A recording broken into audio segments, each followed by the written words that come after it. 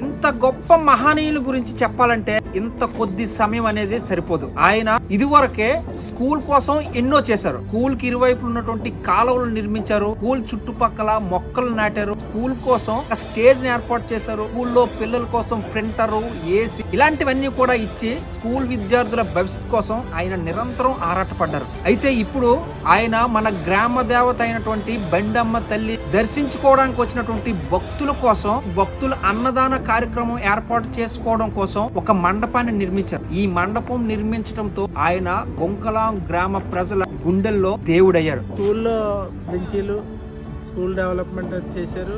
సొంత డబ్బులు పెట్టి చేయించడం చాలా గ్రేట్ అండి. అతను మా ఊరికి బాగా సాయం చేశారంటే కాలువలు కానీ ఇదారుగా అతను సాయం చేశారండి మా ఊరికి. తర్వాత బండమ్మ గుడి దగ్గర అని అదొక పెద్ద షెడ్ కట్టించారు. ఇది కొనబలు వేయించడం, మొక్కలు వేయించడం, రోడ్లు లాగా బాగా చేయించడం. మా ఊరికి ఎవరు చేయలేని పని అతను చేశారండి. అతను వానపల్లి శ్రీనివాస్ అని తల్లి అతను బాగా సాయం చేయాలా.